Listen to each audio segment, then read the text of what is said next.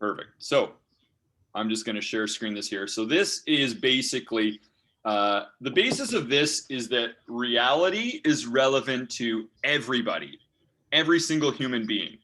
Okay, but we all have different ways we construct our version of reality. And that's kind of like the timeless cosmic conundrum is what is, and for thousands of years, this has been the focus of many intellectuals and spiritual masters and everyone else has been, how do you figure out what is actually going on?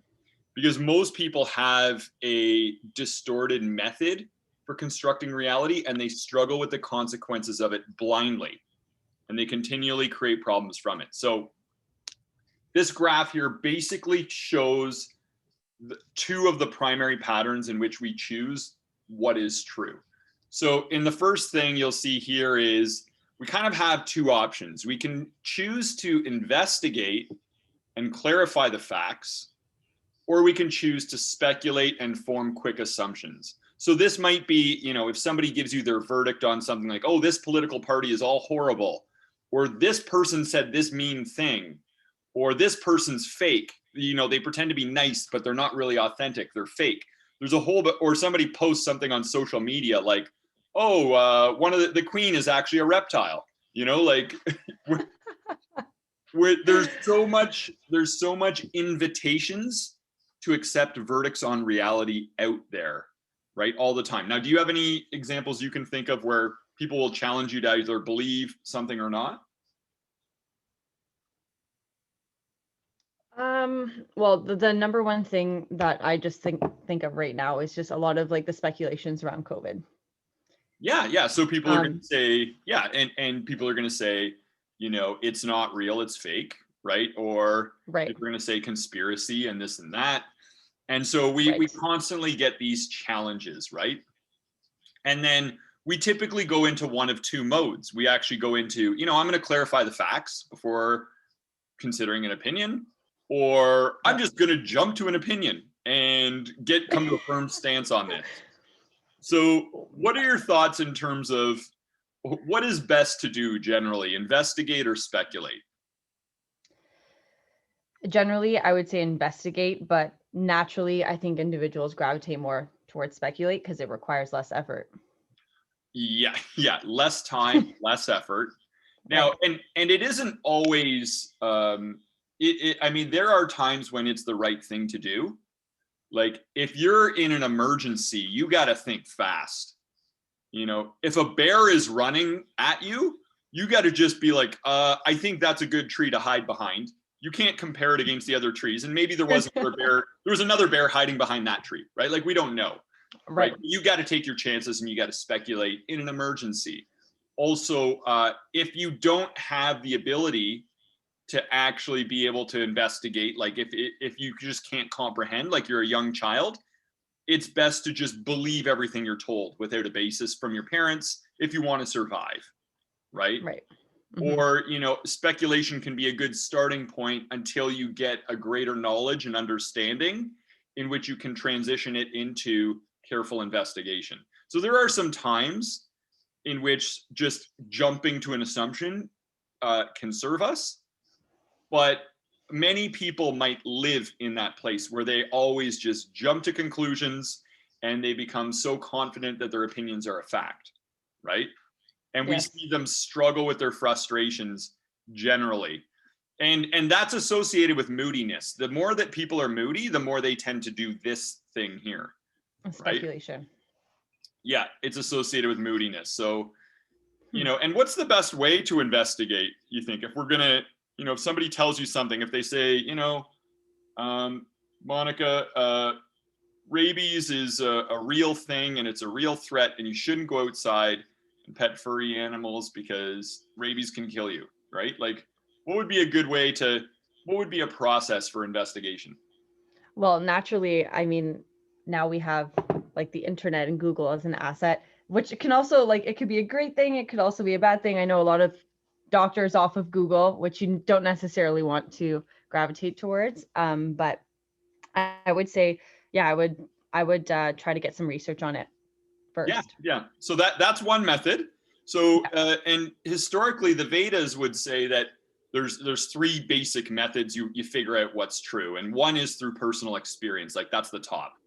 It's like, Right. okay, in my life, has this ever been an issue? Right? Have I known of anybody to die of rabies, or have I ever seen a rabid animal? Or, I was told this in kindergarten, but have I ever seen it happen? Like, no, it's just not happened. And then two is hearing directly from somebody who knows. So who might know about this? So there was a wildlife expert that I consulted, and they said it's incredibly rare, right?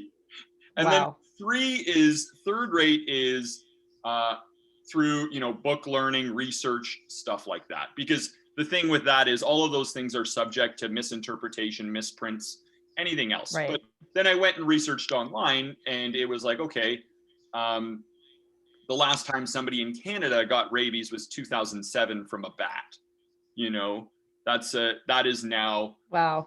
14 years ago. So the risk is just, and then actually Canada's really good because they airdrop the packets that the vaccines, if it ever shows up anywhere. So the threat is not real, it's irrational, right? Wow. But, and then actually further than that, the fear of rabies has led to the killing of many innocent animals. So all these animals, because of the fear reaction, people will have them euthanized, when in fact, in the case of the raccoon, it's actually the mother raccoon goes out during the day because she needs extra time to feed. So a lot of people are killing mother raccoons and leaving the babies orphaned because of fear of rabies, right? So in that way, people can become slave to their false judgments and opinions because they used speculation. They gave life to lies. They gave reality to rumor, and that enabled the perpetuation of perhaps an evil or injustice, even though they thought they were doing good, right? So that's how we can best investigate. Like, let's just get the full story as best we can, personally, if we can, hear from somebody who knows, or do research, right? Right. Now, now we go further down. We got careful conclusions. If you kind of seek first to understand the situation, you can come to a careful conclusion. It doesn't mean you're absolutely right, though. No matter how careful we are, we can always be a little bit off the mark. That's fine. Or we can come to a casual, careless, or clumsy conclusion. What is best? What do you think is best to do under these circumstances? Definitely careful conclusions, and I'm just saying that because there's green. I'm teasing you. Of course. Well, I would say this. I would say, there is a time when it is good to come to a casual, careless, clumsy conclusion, to just jump to an opinion. And that time would be when, your destiny is to serve as a warning sign of what not to do. Because a lot of people's lives suck, and it's because they do this. And so in that way, they might be a teaching for other people. So I'd say if you're not a teacher, but you are a teaching, then yeah, maybe it's good to fulfill that role and be an example of what not to do, right? So there could be a context for anything, right? Right. But to just jump to conclusions on everything, obviously there's a consequence to that, right?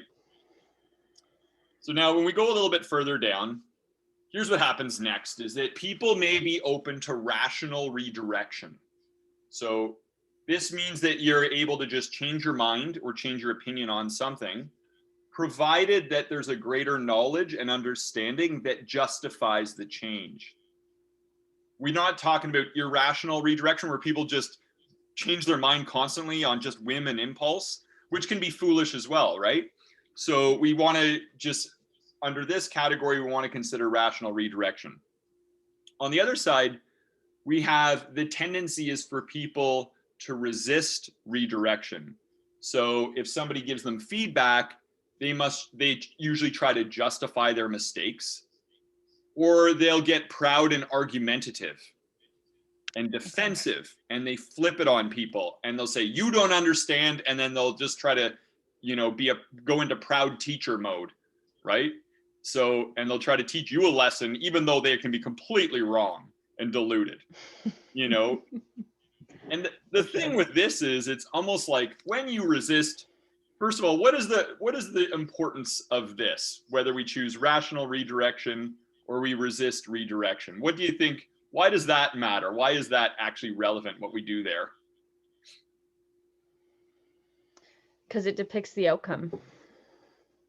You're right. You're right. Yeah, we can stay stuck going in the wrong direction if we're not open to redirection. It's like you're following a map, you're going down the road, and someone says you're going the wrong way, and you're flipping them the bird. Like you're going to keep going the wrong way then if you resist redirection. But also, and we don't know what we don't know. We all have unconscious incompetence. So we need other people to help us see our blind faults. And we need to rely on other people for that. Nobody succeeds in a silo because of unconscious incompetence. But the other thing is this: if you are resisting redirection and you're not good with feedback, criticism, and alternative perspectives, then you're rebelling against redemption itself. You can never be redeemed from your own self-imposed miseries, because it's like the spell does not want to be broken. So when you're bad at feedback, you've rebelled against redemption. Nobody can help you. And that's a big deal mentally, physically, spiritually. You'll endure tremendous pain and hardship without managing to learn. New growth is constrained. You become captive in your own version of reality, right? Yeah.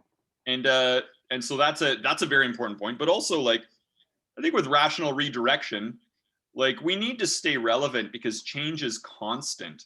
You know, truth is a moving target.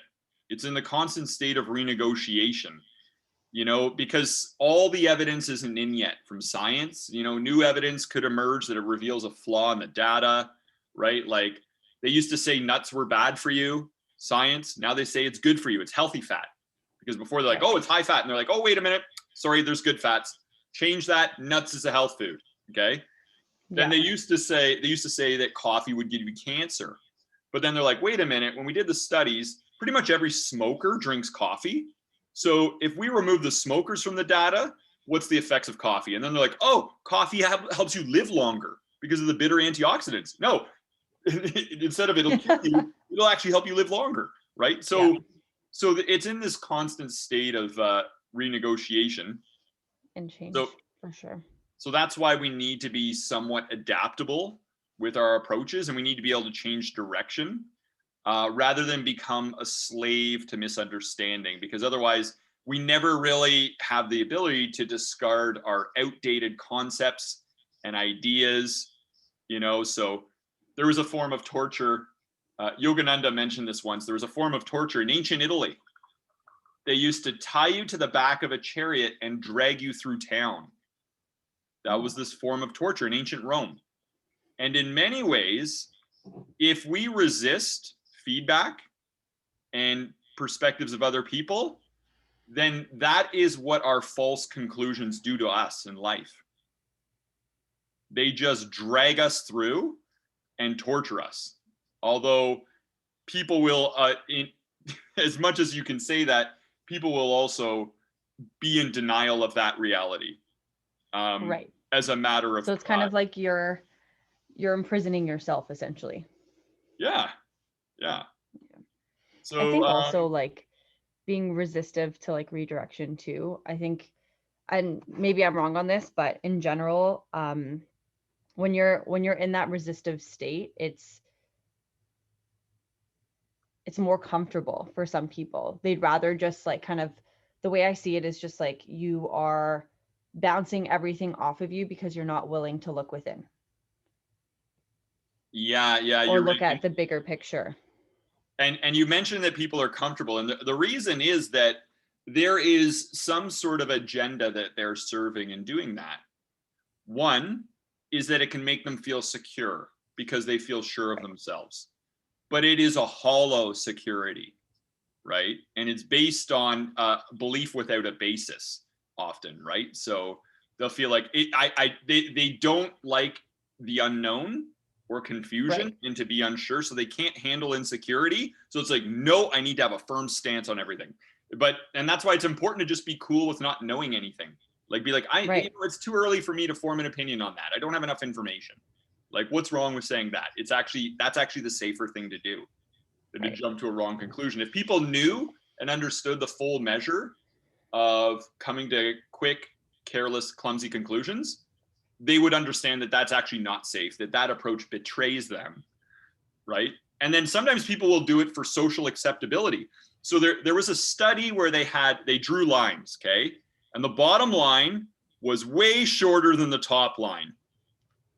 Then they'd have 5 people who were set up like a conspiracy, and they said, when the technician asks you, say that the bottom line is longer. So 5 people were in on this ruse, and then the 6th person was the only real person in the study that had no idea what was going on.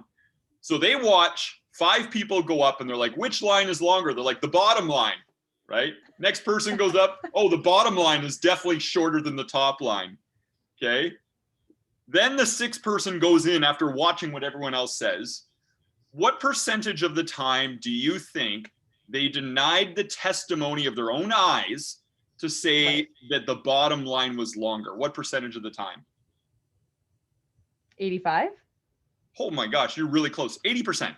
80%. Oh, so close. Yeah, you almost nailed it. I'm like, that's how much people will deny the evidence and the truth of reality in order to achieve social acceptability.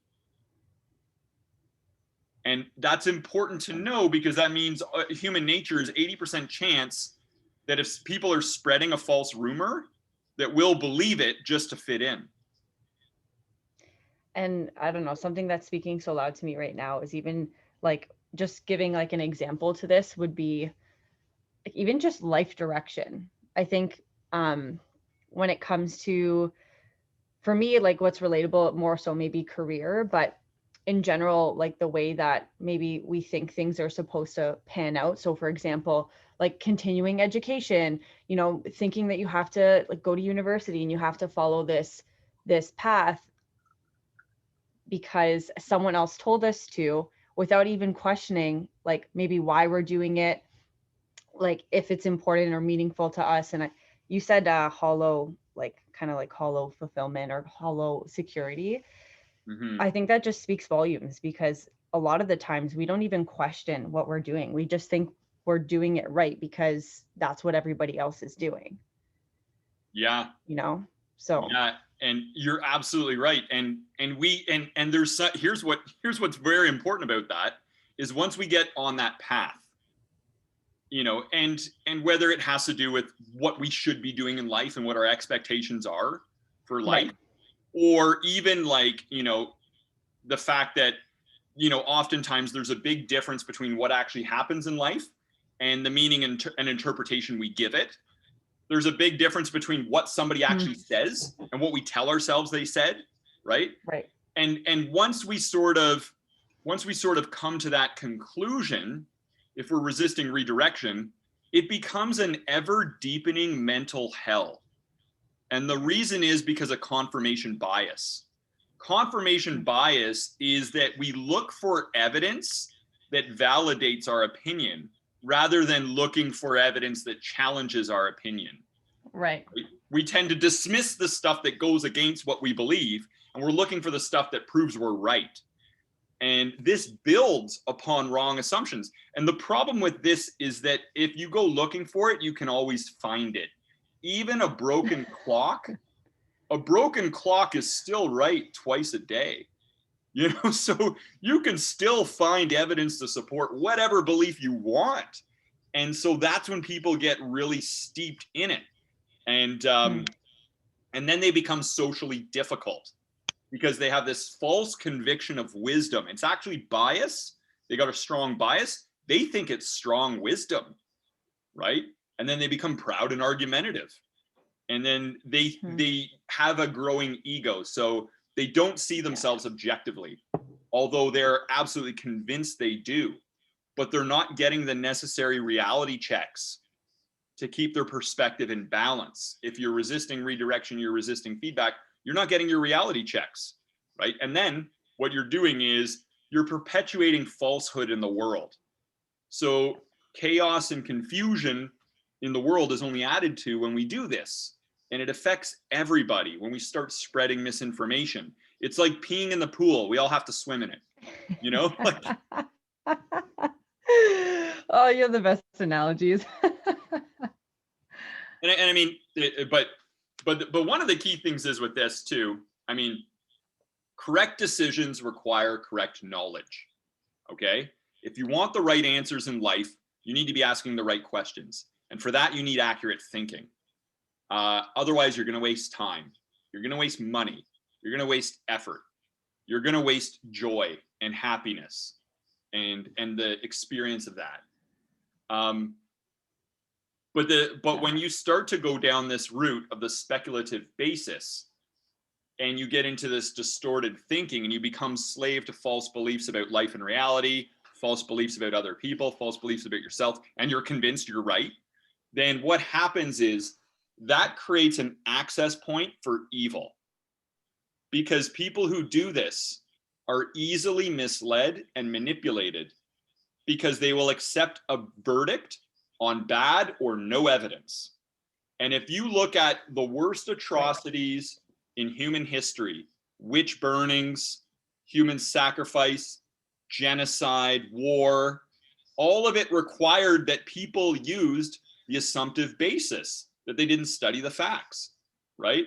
How was Hitler able to convince so many people to do so many horrible things, right?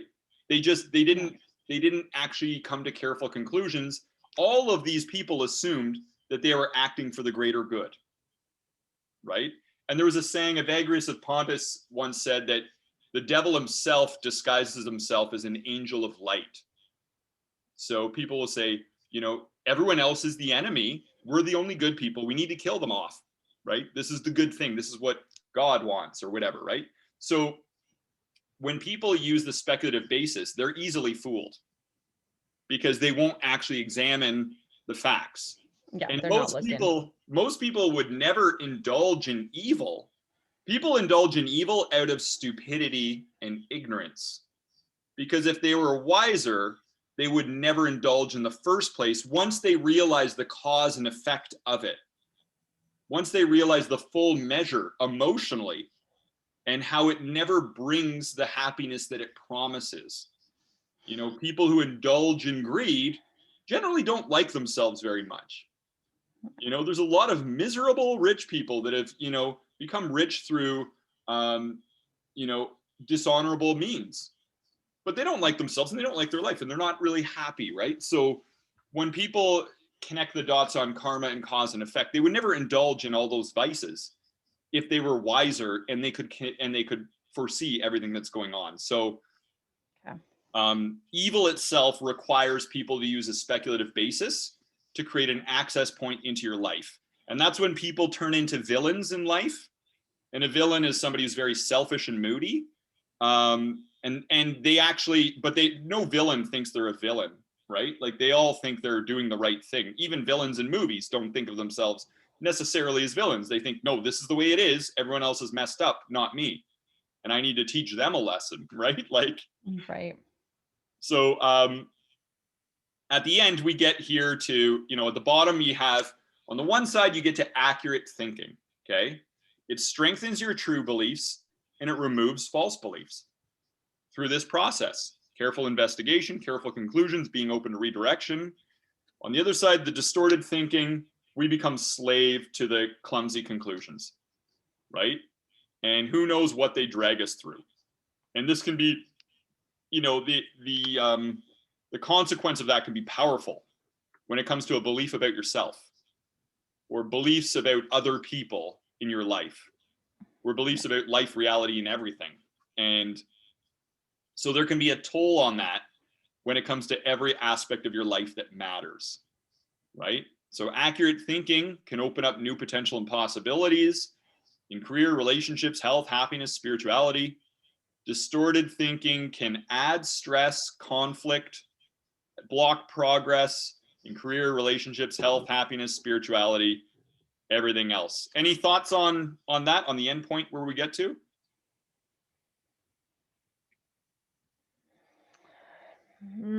No.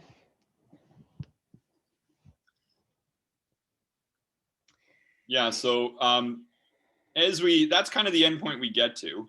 And the distorted thinking people are usually in denial. They will convince themselves they're happy or optimistic when we all know them to be unhappy and pessimistic, right? Right. They will convince themselves they've got it all figured out. And here's why, right?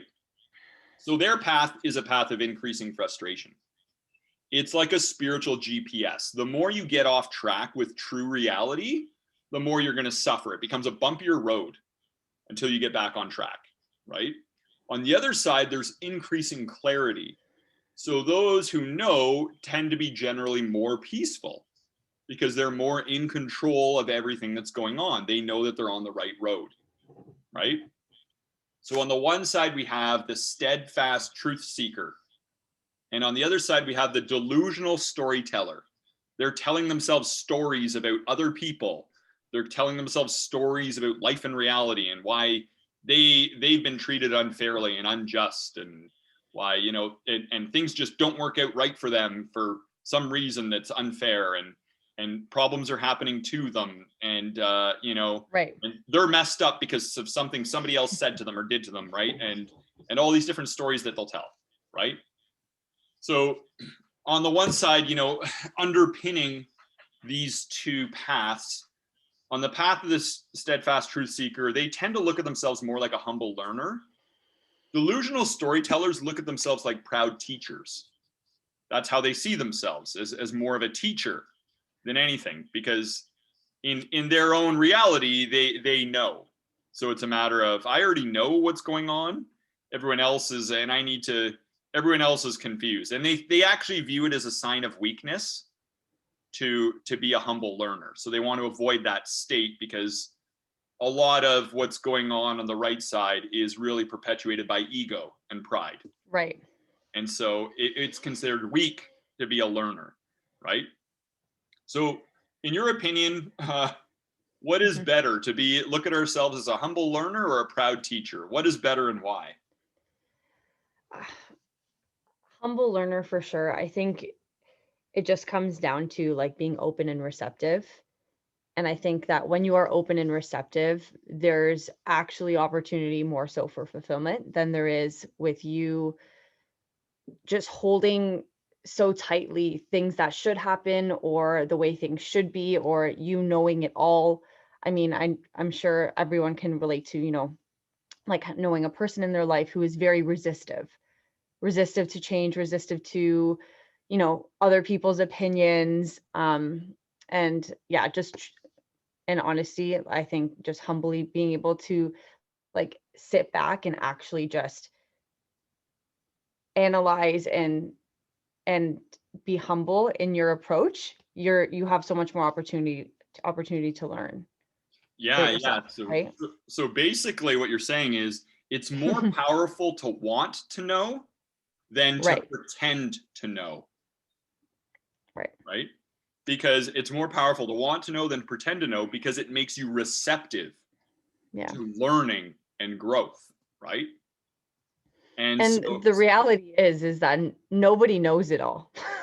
of course, Nobody does. And I think it's better to be in unity with that and others than it is to think you're the end all be all kind of thing. yeah, and once again, I think a lot of people will do that proud teacher thing Right, because it soothes their insecurities, right, right? Whereas it's actually a more insecure way to live. The logic defeats itself. The most secure thing you can do is be open to know, as evidenced by this loop of suffering that people get caught in when they are going down that path of mental habits, right? So their own philosophy betrays them. Now, on the one side, we have hold beliefs lightly. That's what the truth seeker will do. And on the other side, we have the delusional storyteller will hold beliefs tightly. So, what are your thoughts on that? Those two opposing approaches. that things are, like you said, ever changing. So to hold on to something with full grip is, again, just not being receptive. And I think everybody can relate to that to a degree too, because even with myself, I think there are certain things that, we hold tightly to us because, sometimes we just like don't know better until someone challenges us like, hey, is that actually important? Like in the bigger picture, in the grand scheme of things, we get so caught up in like our day to day and just doing things. Like for myself, I know I was always so focused on like getting to this like finish line and like running for it in this hustle mentality, and just, you hold on to that. You're like, I need to hustle, I need to this, I need to that, until you actually like slow down and somebody asks you like, hey, what the heck are you doing? Like, you're a robot, you're a monster. Like, are you even actually happy? And it's so funny because you're like, oh, but I thought this hustle mentality was going to serve me. Like, I thought that's what I'm supposed to be doing. Isn't that what everyone's supposed to be doing? Yeah. Right. So Yeah. it kind of, it comes back at us. So basically, and a wise man once said something to the effect of, when the blind lead the blind, they fall into the same pits. So when Oh man. when we follow those beliefs tightly that may not have been the best beliefs to serve us, then we can just fall into consequence and pain and suffering as a result. We're not willing to let go of it, right? And I think, one of the things with this one too is humility is self-honesty. It was once said, Yogananda once said, humility is self-honesty, right? And the truth is, if we're to be completely honest, the human capacity for self-deception is huge. We fool ourselves all the time. We lie to ourselves all the time. This is why we need to hold our beliefs lightly. For example, if I take this book, okay? I take this book, I dropped it. Which direction did I drop it? Down. Down. We would say down.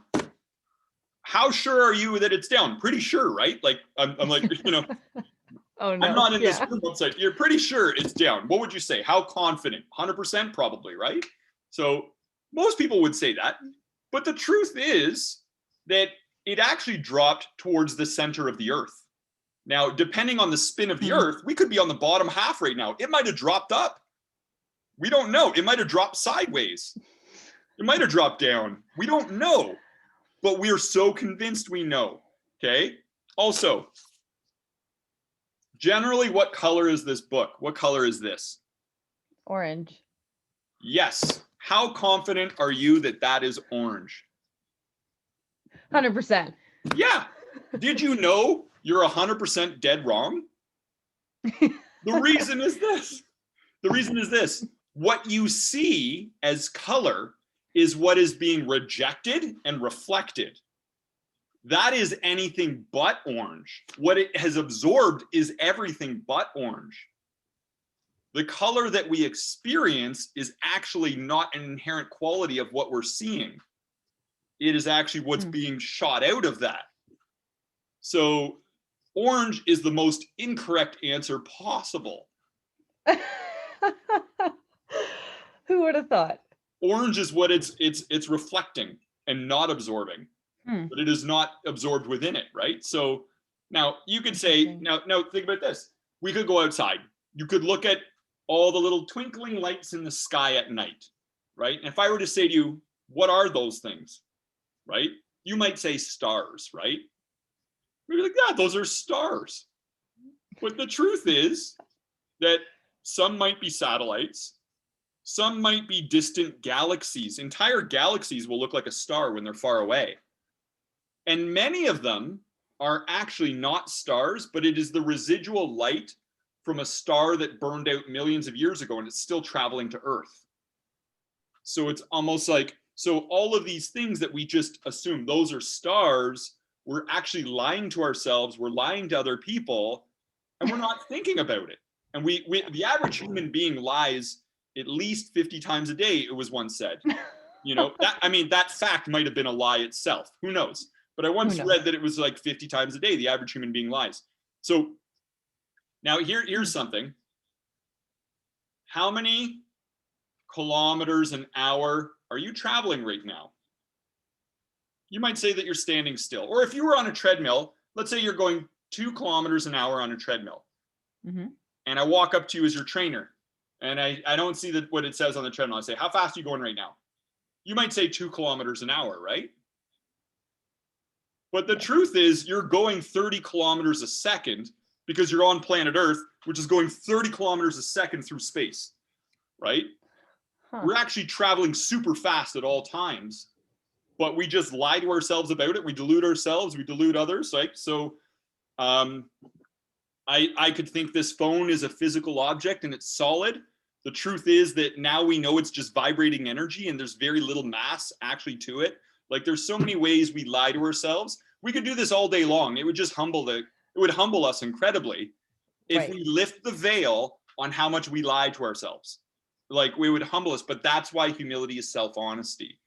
And that's why if we drop our pride and embrace more humility, we're more open to know because we stop pretending to know. And that's why, and then we can hold our beliefs lightly and actually get clarity of understanding and be more in control of our lives and find more peace. But it requires us sometimes to humble ourselves a bit, right? Big time. So then the next kind of underlying belief. So that's why I think it's important to just hold our beliefs lightly. And, you know, there were times when I was convinced that the Santa Claus was true and Easter Bunny. And I thought the food pyramid was the way we had to eat. 12 servings of grains a day. Imagine that, 12 servings of gluten. What do you think that's going to do to your guts, right? Not feel so good.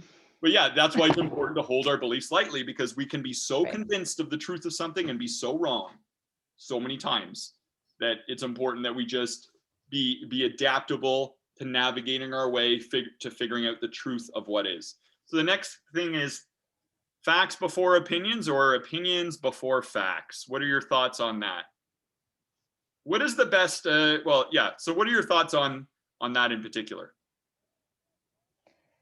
It's still facts before opinions. I think that it's not really safe to always just be going from like someone else's opinions as facts. So I know one time we talked about we had talked about like self-esteem and so forth and how like you can be easily swayed by other people's opinions and just kind of believe that to be true without doing your own research and actually understanding and knowing yourself and being like 100% honest with yourself. I think, you know, that's just one thing that came to mind when you said that, like facts before opinions. Yeah. So you might say this, you might say that we want to be able to check the conclusions of other people. So if somebody says something we don't agree with, you know, a good approach might be to say, thanks for sharing that perspective. Please tell me why you think that's true. How do you know that for a fact? Has that conclusion met a reasonable standard of evidence? Have you considered the context, right? So when you say that to somebody, people who are speculative get defensive, and that's a warning sign that you shouldn't trust them. Anybody who gets emotionally reactive about that kind of an honest, humble inquiry is usually hiding something, and they're defensive about the fact that they've been intellectually unsophisticated in coming to their supposedly sophisticated conclusion. They have not practiced intellectual due diligence, and we've caught them in it, right? We got their hand in the cookie jar. Bad, you know, like, hey, you're spreading a rumor. Like, has that conclusion met a reasonable standard of evidence? No. So you're spreading rumors. Like, this isn't high school. What are you doing? Like, you should know better. You know what I'm saying? Right. Like, totally. So I think that's one of the important things is, you know, when it comes to that is we have to learn how to manage ourselves that in that way and manage other people, you know. So, and I think that can be an area where people can have some challenges. It's like, well, I need to get the facts straight before forming an opinion. How do I do that when people are throwing these statements at me? Well, I can verify with them. Can I actually trust what you're telling me? What basis was this conclusion made on? It was just made on an imagination? Okay, great. go imagine somewhere else. I don't want to be a part of this narrative. Like, you're telling a delusional story, right? So we have to kind of protect ourselves against those attacks of people who have, they either have an impure motive, right? Like, a lot of times we live in, a capitalistic society. So people are trying to sell you something. They're going to try to, create smear campaigns or create rumors out there that are, that might be disingenuous. At one point there was a website put up, and it was put up, and it was supposed to be a website that gives you honest and true information about the quality of nutritional products and what goes on behind the scenes. Later on, it was discovered that entire website and foundation was actually a marketing project by one of the companies that puts out junk food. And so what they did was they presented a strong bias towards everything they did.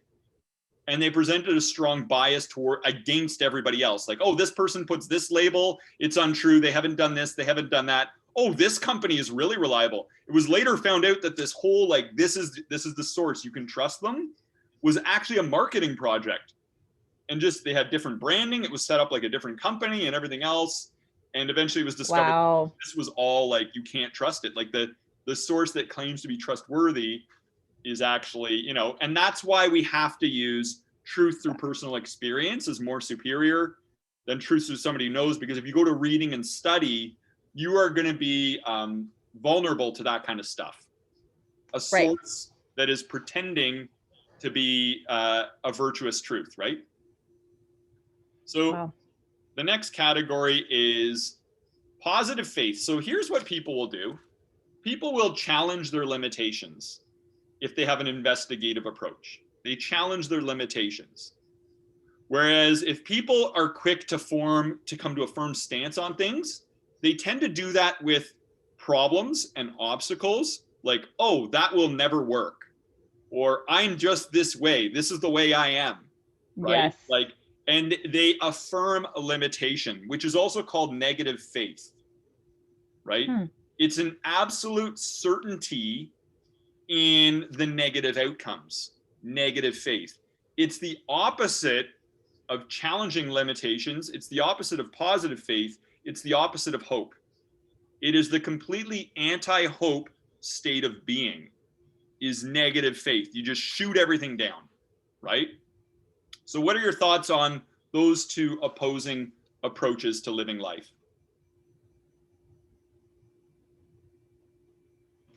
I think that, well, when you say people, for example, just saying, I am this way, it's one of the most, like, limiting beliefs, because we have the ability to change our attitudes.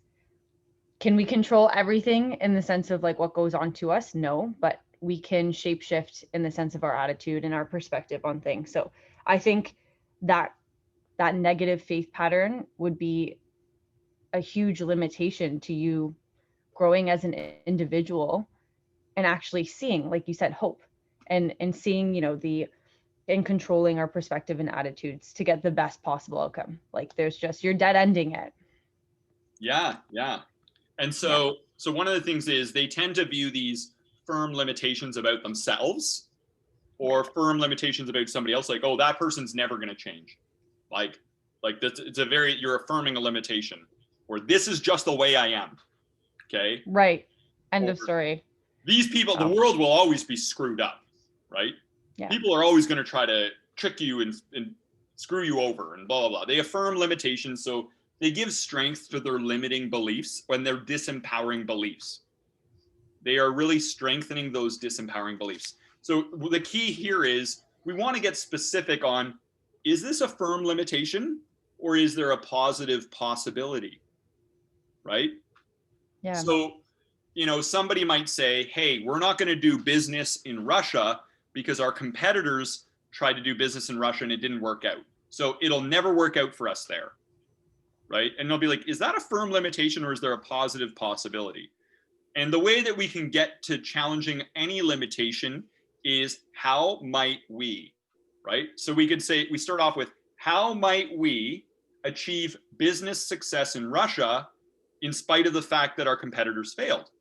Oh, well, let's see what they did wrong. Was their timing wrong? Right. Was their message wrong? Are they just wrong? And then you might find that you can crush it over there because you did things right. But if you affirm limitation and you say, we can't do it because the competitors didn't do it, then you put a self-imposed boundary below what you're potentially capable of, right? So the key is how, which opens the mind to possibilities. Might, using the word might removes pressure. If you say, how do we? Oh, that's too much pressure. That means that we have to be able to figure out an answer. Maybe it is a false maybe it is a firm limitation. That's possible, right? We don't know. We're challenging it to see if it is, but we're not saying that everything can, and then we also subconsciously helps you be aware that you've got a group effort involved in anything you do in life, right? Not how might I. How might we means, yeah, you know what? I've got people in my network. I've got people who support me. I've got, people I can turn to for trusted wisdom and advice. So it helps to hold all of that in perspective. How might we? That's a method that's been used in product design. When I studied design thinking, I came across that particular brainstorming question, and the way they phrase it is very much accepted by the companies that specialize in creating new and innovative products. They found that's the best way for brainstorming. So when somebody says, oh, that'll never work, then I change it to, how might we make it work in spite of this limitation, right?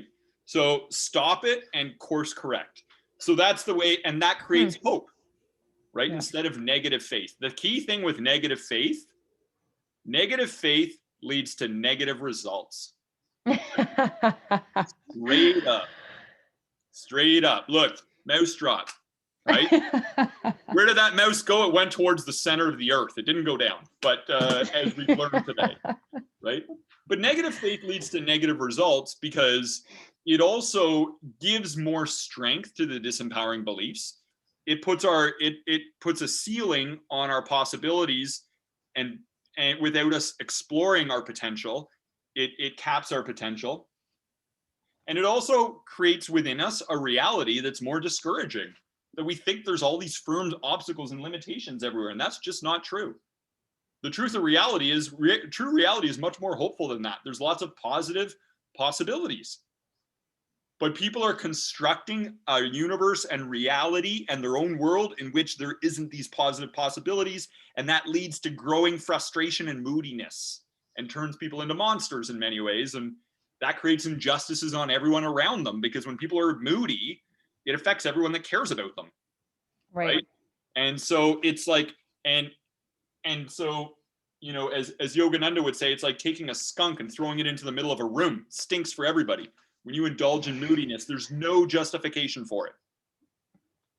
To believe that you're justified in it is actually part of the problem itself, because that comes from a very selfish perspective. When you take in the cause and effect of it, you'll realize that there's never a justified case for it, right? You should always live life from a position of calm determination and maintain your inner peace, right? I love that. So, but that is part of, with the whole speculation, people will say, it's good to get angry, greed is good, and all these things, and they try to get people to accept those verdicts. But once again, evil philosophy tries to disguise itself as virtuous philosophy in order to get people to embrace it, right? It would be, it is part of a deceitful trick out there as we choose how to live our lives. So then we go to, welcoming reality checks and feedback versus rejecting reality checks and feedback. And what are your thoughts on that? What are your thoughts on that? On that statement? I think rejecting reality checks and feedback, again, it comes down to the ego. And, there's two ways you can, I think that way will essentially, again, it's dead-ended. So if you're never accepting feedback, you're rejecting every type of lesson that there is out there, or even accepting that we fail. We're human beings. Things happen. Like, you're allowed to make mistakes. The story of life isn't to not go through anything or not have feedback. And it's not about being perfect. I feel like that would be a little foolish to think, but even though it might be a little more comfortable. But I think that there's growth in reality checks and feedback, of course, right? So, there's to make mistakes is to live, and to learn from it is to achieve the best possible outcome. Yeah, yeah. Awesome. Love it. Love it. And one thing to consider is this. Is it human nature that we enjoy compliments and flattery? Right? Generally, people absorb praise. Yeah. Yeah. Right. And is it human nature that we resist criticism and feedback? That we're like, we just generally avoid the cold, hard truths? Yes. So what that does is it distorts our self-perception, and many human beings do not have low confidence in areas that they should have low confidence. It grows ego and pride because of the fact that we absorb what we're told is good, and we reflect what we're told is bad. So it creates this distorted perception where we think that we're so good in all these different ways. And then the key that we've fallen into that trap is when we find that things just never seem to work out right. It's kind of like, I'm thinking of a public speaker who went and did a talk, and then after the talk was like, hey, tell me what you liked about the talk. Tell me what you liked about the talk. Right. People gave him advice, and then people are like, hey, trying to give some feedback, like you might want to, this and this. Oh, comes out with excuses right away. This, blah, blah, blah, blah, blah. Did not accept any of it, right? So then they go on and move on in their career, and they find that, this is weird. Like, I'm not getting this opportunity I thought I would. I'm not progressing in this way and that way. And I didn't win this speech competition when I should have. People don't realize how good I am. I'm like a tortured genius. The world doesn't realize how good I am. And it's like, no, you've created a distort. You should have lower confidence than you do. You should have more humility. But you've distorted your perception by absorbing praise like a sponge, even asking for it. And then you punish everybody that tells you the truth of your shortcomings. So you've trained people not to give you reality checks by justifying yourself, which makes them feel dumb. If you start justifying, they feel stupid, or you attack them and you try to pinpoint their fault, right? And now, have you ever come across anybody that does that? Yeah. Like, we all have. And we know that, of course, as much as they still believe they see themselves objectively, they're turning themselves into a monster. And people, and the key thing is, that's where moodiness is a really good indicator that people are doing this wrong. Because the more that you are deluding yourself, the more moody you're likely to get, right? Whether it's being frustrated or being totally in despair, it's because you're really off course. If you seek the truth of reality, the truth will set you free, right? It's going to give you more control of the situation and more peace. So I think one of the things to consider is, on top of all that, I think one of the things to discuss is, how can we put this into action for ourselves, right? How can we put this into action, right? So I think every day, the problem is that the speculative basis, the assumptive basis, comes from ego and pride. We assume that we're so smart and clever that we can come to quick, and we think our quick conclusions are careful conclusions and that they're accurate. They're not. We need to humble ourselves so that we don't do this reactively, right? So having some sort of humility hygiene, whether that's through a twice daily reflection, helps cleanse us of the ego growth that will naturally happen if we're not careful, right? Because human nature is that people are more likely to give you praise because they get rewards for it. People are more likely to flatter you when they want something. People are hesitant to give you the cold, hard truth because they know it comes with a potential risk of getting attacked and punished. Right. So when we're evaluating ourselves based on how we're living in the world, chances are we're not getting balanced reality checks, right? we should be deflecting praise, you know, more, because if you absorb it, it grows the ego. Deflect it into gratitude, you know, who had to do a good job so I could do a good job, right? You know, and just be more aware of that reality rather than absorbing it. I have a saying, deflect praise always. You know, why is it a good thing to deflect praise? You know, everyone thinks you're supposed to absorb. It's like, no, it's better to be humble than to grow the ego, because it makes you more open to knowing and learning, right? When the ego grows You don't big, hear very many people say that. Deflect phrase. You don't hear that often. no, I mean, that was something that I just came up with, but I didn't read it anywhere. So I don't know if anyone else, as much as I say I came up with it, it was inspired in me, but my inspiration is the result of many wise people that I have had the privilege and honor to learn from, who have inspired my thought habits. But I would say that, you know, when the ego gets big, we believe in the truth of our opinions. We believe our opinions are facts when the ego gets big. And it develops this false confidence in our ability to speculate. That's key. A lot of people are like, I think, therefore I know. Like, they just have this sense like, oh, I know, I have a good sense of these things. I know that person's a bad person, and they're completely wrong, right? I know that person's fake. I have a good sense of these things. No, you are a colossal tower of arrogance.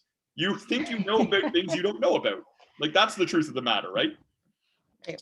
So then step 2, I think, is self-observation.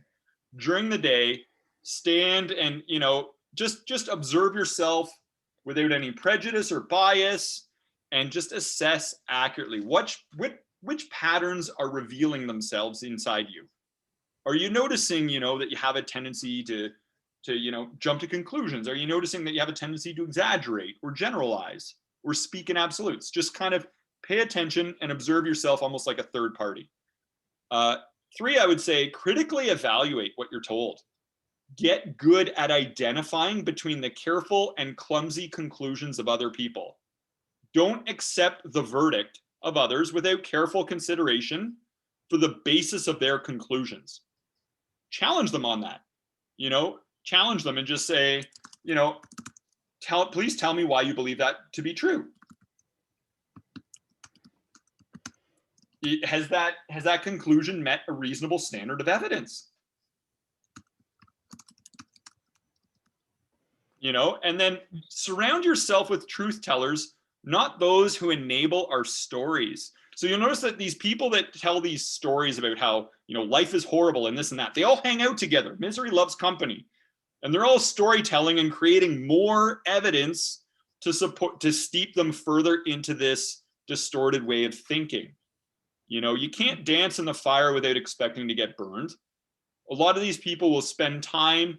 You can't hang out with dogs without getting fleas. Like, the more that you spend time with people who indulge in this way of thinking, the more it sort of gets into you, right? And then you just have to detox it, you know, because the truth is that nobody likes hearing the cold, hard truth. So they resist having those conversations and surrounding themselves with those people that give them reality checks, right? So then at the end of the day, I think it's important to have some sort of a reflection. Assess our honesty and sincerity. You know, did I generalize today? Did I exaggerate today? Did I speak in absolutes? Like, did I embellish stories? You know, these are all forms of lying. To convince ourselves that these lies are okay is in itself a problem. And to convince ourselves that we don't need to do this is part of the problem. Pride resists the remedy itself. So it is our pride that wants the spell to not be broken, this spell of suffering. So a resistance will come up against the solution. But that resistance is actually the disempowering pattern within us that's trying to keep us imprisoned.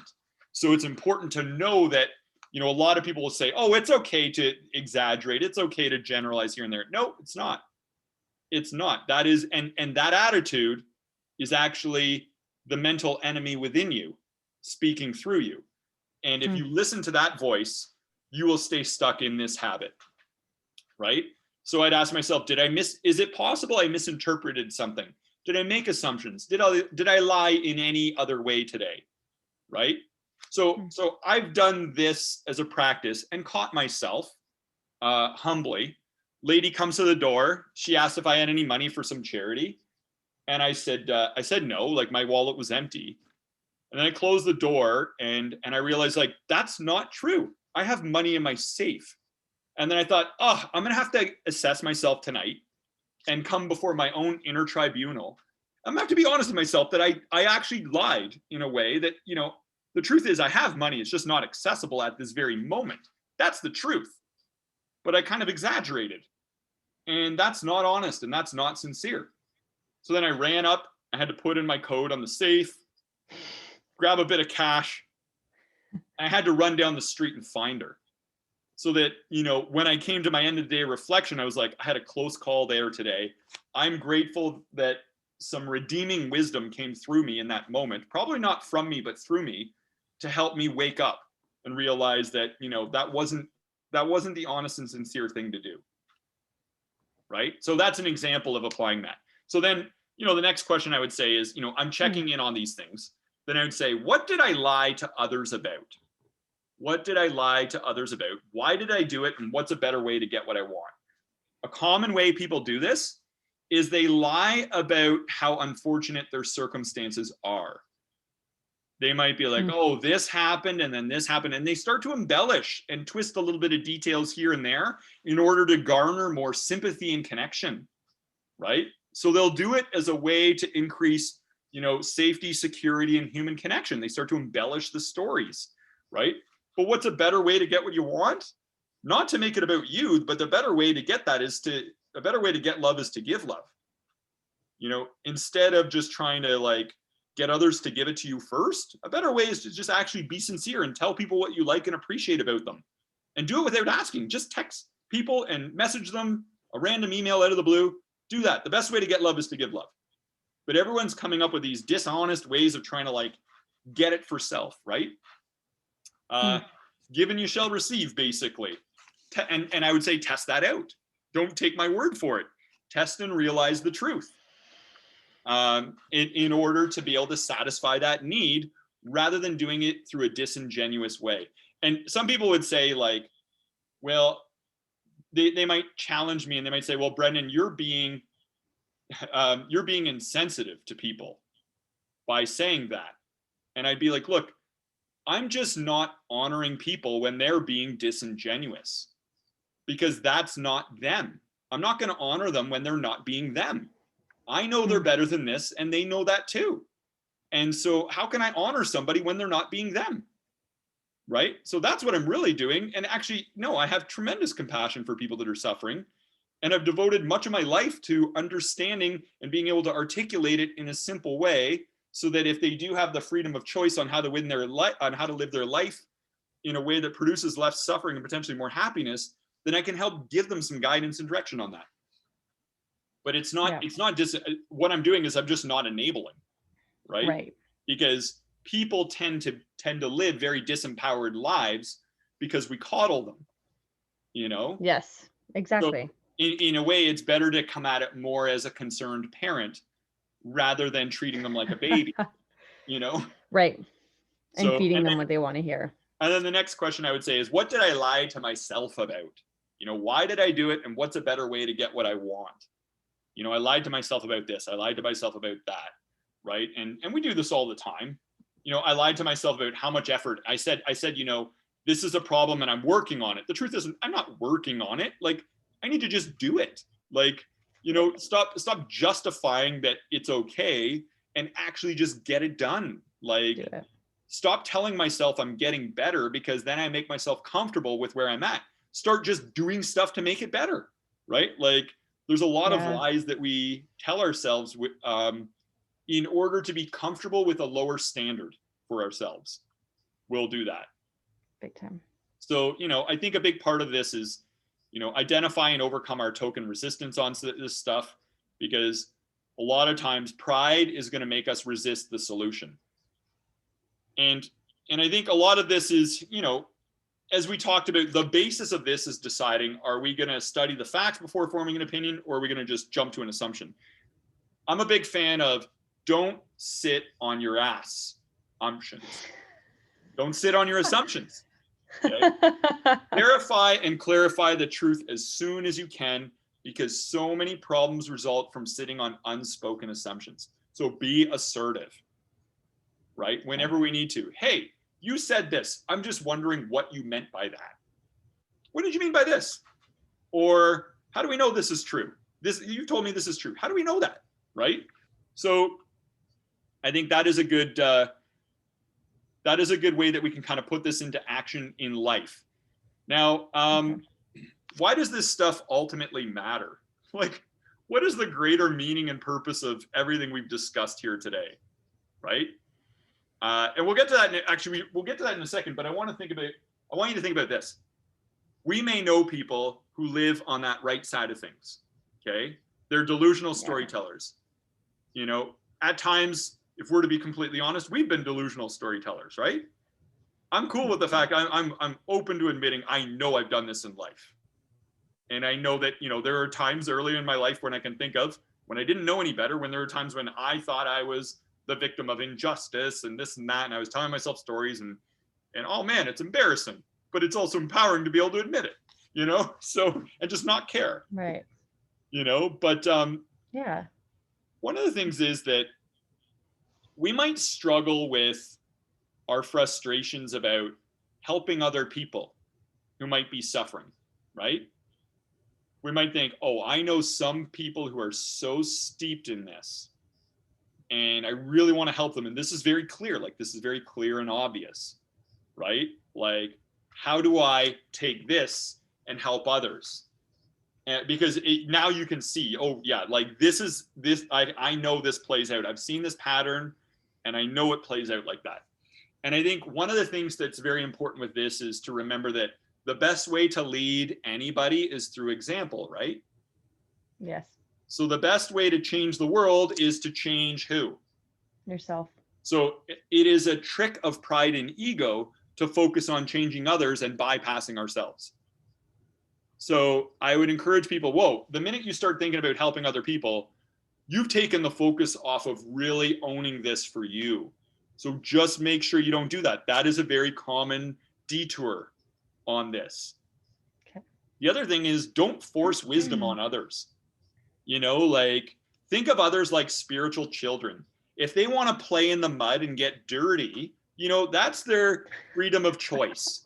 That's their application of their own free will, which is their birthright, you know, and they can let the lessons of pain and consequence come to them in time if they want to live their life that way with what we might consider, you know, childish and unnecessary focuses in life, right? We need to be patient with the natural time it might take people to connect the dots on how things are working out for them before they're willing to consider something else, you know? So, I mean, we can always say to somebody, hey, I wonder when you're going to realize that this habit you have isn't really working out. And the only way to get what you always wanted is to consider this instead. You know, you could always just say something like that. Right. You could always challenge them on, you know, coming to conclusions without meeting a reasonable standard of evidence. Help them see the cause and effect. You know, have you noticed how when you do this, it only makes things worse?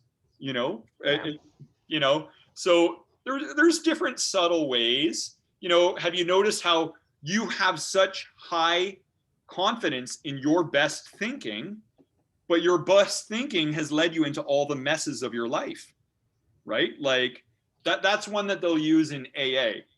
Your best thinking is what screwed up your life. So why do you keep thinking that your best thinking and opinion is what you should be relying on in this moment? You should just humbly surrender to those who have honorable intentions for you and are trying to guide you, because you don't have the ability to guide yourself in this darkness. You need somebody with a compass who's been there and gone this territory and can help direct you through, right? So one of the things is this. They might seem like a lost cause, okay? Some people lack the comprehension or the humility to be aware of this cause and effect, be aware of these patterns and the negative outcomes of it, right? So some people would rather die than change their minds. Am I right? Yeah. Like, think about like some of the holy wars that happened in the Crusades. Like, no, I will rather die than change my mind. I'm going to war, right? Like, but even in day to day, we know some people that are just so resistant and they get triggered and they react with great ferocity if their beliefs are challenged. You know, we just have to accept that some people have to be that way. And if they reject you and your help, it's not the real them. It's the part of them which you are trying to help them get rid of. And it's the part of them which you're trying to help them heal. It's not the real them. Okay. And as much as they can deny the truth of reality and live in their own universe, they can't deny themselves from experiencing the pain and consequences of denying the truth of reality. So, and through suffering, people become more open-minded. Sometimes they have to hit rock bottom before they're willing to admit that this isn't working out. Okay, there has to be some other way of living because I haven't found the real long-term happiness that I'm really after in life. And no matter how astray somebody goes with wrong behavior and wrong thinking, they have to eventually come to the immortal, eternal truths because there's nowhere else to go. They're just basically playing and dancing amongst these illusions. Everything you grab will crumble at the touch if it's not based on the truth of reality. So there is only one direction to go. And this whole discussion we've had today, it's actually called Sanatan Dharma, or the eternal religion. And it's all about coming to the truth of what is. And every generation may have their own interpretation of Sanatan Dharma, or the eternal religion, because they consider that is the most spiritual thing you can do, is actually seek the truth instead of making up delusions and getting caught up in the delusions of this reality, right? So with this, in that way, it is something that is worthy of practice and careful focus and reflection, even twice a day if necessary, because to spend years on this and make progress on this is well worth the effort. You know, nobody can tell themselves a better story about life and reality than the true story of the one true reality, produced and directed by the divine director. You know, people will struggle with the pain and suffering of the scripts that they're writing before they submit to the script of the divine director. And eventually people will come to realize that they live in a reality where even a bullet in the head has the theme of love as its common thread. And that won't make sense to a lot of people at this point, but once they kind of taste and see and experiment with different paths to truth, eventually they'll find the truth and the truth will set them free. And it is a form of loving the creator to seek to realize and appreciate the truth of the creation. You know, and Yogananda once said, you know, cling dogmatically only to wisdom and you will find God, the one true reality. And in this way, this whole process can actually be one of the most spiritual things you do, because you're going to actually find the one ultimate truth at the end of the road if you continue on this path. On the path, yeah. That is where this path can take you. It goes far above and beyond worldly success and worldly glories. It can actually take you to more of a self-realization, if you will. So, anyways, key takeaways from the discussion. Well, one of the main key takeaways is just going through life humbly and trying to, like, stay open and stay receptive is a way to be like solution focused and just be open to new opportunities and really just driving forward your best potential, as opposed to always putting a ceiling on something, like you had mentioned. I really like that. So I see like ego, narrow-mindedness, and being resistive as putting a ceiling on your true potential. Yeah, yeah. It betrays what we really want, right? Right. And I think to me, when I look at it too, if you look at one of the most ancient holy books, it was the Bhagavad Gita. And in the Bhagavad Gita, you have Krishna and Arjuna are at the Battle of Kurukshetra, and Arjuna doesn't want to go to war because he realizes some of his family and friends are on the other side. He's like, I don't want to go to war with them. Those are my family and friends. I don't want to fight them. It was so then Krishna's like, that's absolutely why you must, because they are the traitors. And what's happening is the traitors to us are those philosophies and ways of living that we have pledged allegiance to that are betraying our happiness. They are betraying our success in relationships, and creating conflict and stress. They're betraying our success in career, betraying success with health, because the more stressed out we are, our psychology becomes our physiology, and it compromises our immunity and our ability to repair and everything else. That these are the traitors. And you have to, the battle of your life is to go to war with those traitors inside. This mental habit betrays you in every way, right? And it gives you the ultimate betrayal. It distances you from the truth of the one true reality. So that's why this is the ultimate battle and ultimate spiritual quest, is to actually decide to be a truth seeker instead of to just be a delusional storyteller living in your own universe, right? Because the more the more that you do that, the more you are going to struggle with your frustrations. You're like an actor in a play. You know, Shakespeare once said, you know, life is a stage and all of us play many roles and we have our entrances and exits. It's like you're in that play, but you've decided, I don't trust the director and producer. I'm writing my own script and I'm playing it. And then everyone else is like, what are you doing? That doesn't make sense. What are you doing? Like, you're not good at it. Like, what's going on? Play your role. Like, you're stepping on. Not qualified. Yeah, you're stepping on everyone's feet here. What kind of arrogance? You think you're a director? You're an actor. Stop playing the role of director here. Like, that's kind of how people are living their lives on this stage of life, right? And that is the significance of it. So, any other closing thoughts? No, I think that was fantastic. So, and once again, this is a gift of love and wisdom to people that we'll share this recording with. You know, so anyone who's joined us on this conversation, our conversation here today, Monica and I, co-creators in a conversation that is a gift of love and wisdom to you, whether we know you or not. Strangers care. If we don't know you, just know that strangers care about you. And if we know you, then this is our way of honoring you and supporting you in your spiritual journey.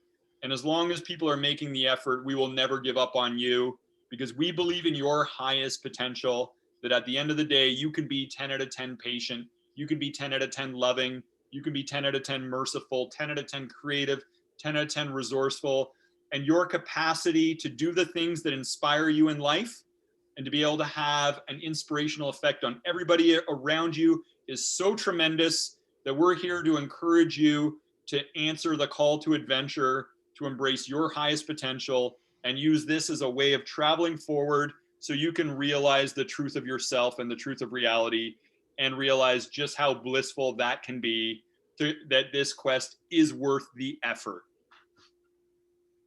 All right. And we're all in this together. We've all come from the land of oblivion, forgetting where we were before and beyond these lives. But as we all hold hands and work together as a team, we can find our way in the darkness, find our way in the light, back to where we've come from, the one true reality. Let's do a go team on 3. You ready? Here we are. We're ready. Fist bump, everybody, right now. 1, 2, 3. Go team! Go team!